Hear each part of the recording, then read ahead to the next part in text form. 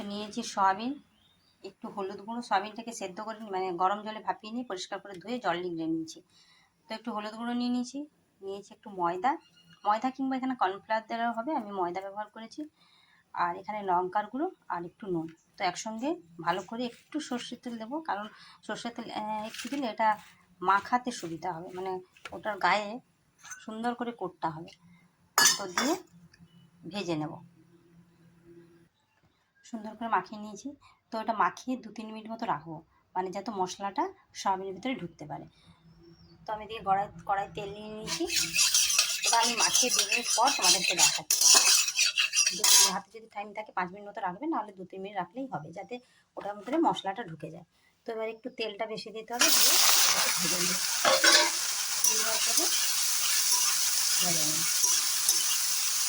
ভেজে তুলে নিই। তো ওদিকে কড়াই ভাজতে দিয়েছি, এদিকে একটা মশলা করে নেবো। নিয়েছি আদা 1 টুকরো, কাঁচা লঙ্কা কয়েকটা, একটু গোটা জিরে, নারকেল একটু টুকরো আর টমেটো একটা। একসঙ্গে একটু জল দিয়ে ভালো করে একটা মিহি পেস্ট করে নেবো। তো এদিকে মিহি পেস্ট করে নিয়েছি। দেখো, যতক্ষণে পেস্ট করছিলাম ততক্ষণ আমার এটা একটু জল লাগলে জল দেবে পেস্ট করার সময়।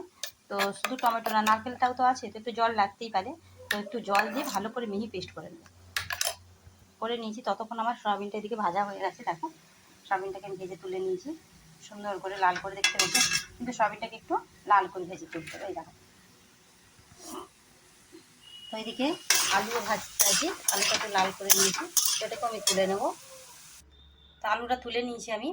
ওই তেলে আমি দেব মেথি, গোটা মেথি যে হয় মেথি।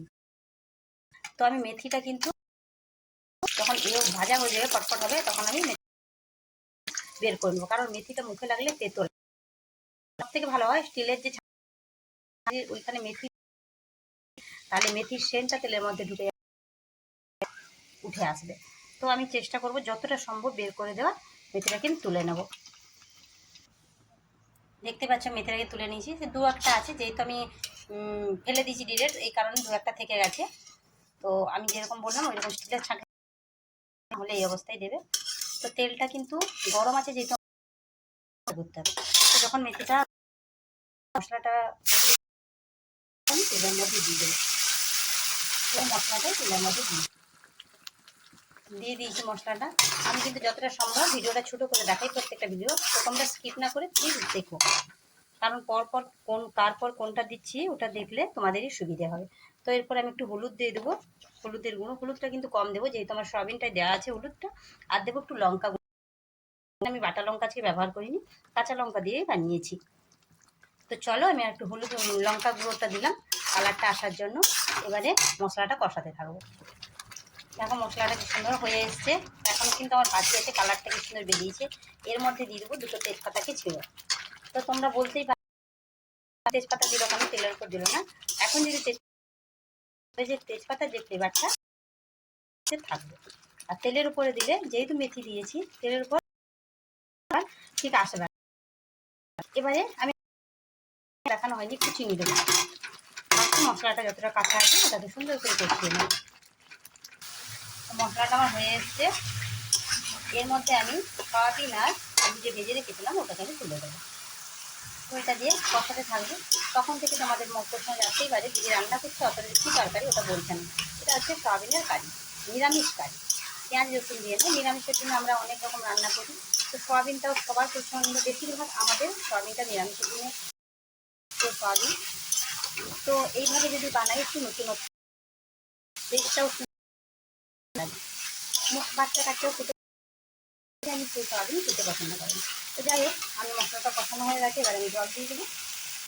তো জল দিয়ে দিয়েছি, নর্মাল জল আমি দিয়েছি। এবার আমি ফুটতে দেবো। কারি মানে এটা কিন্তু বেশি ঝোল থাকবে না, মাখা মাখা হবে। তো এটা ফুটতে দিই এখন। তো তরকারি আমার অলরেডি হয়ে গেছে, দেখতেই পাচ্ছ কি সুন্দর মাখা মাখা হয়ে গেছে। আমি কিন্তু তেজপাতাগুলো বের করে দিচ্ছি, তো তোমরা রাখতেই পারো। তেজপাতা থাকলে একটা গুণ থাকে, তরকারিটা নষ্ট হয় না। এর মধ্যে আমার তরকারি হয়ে গেছে, এর মধ্যে একটা গুঁড়ো মশলা দেবো।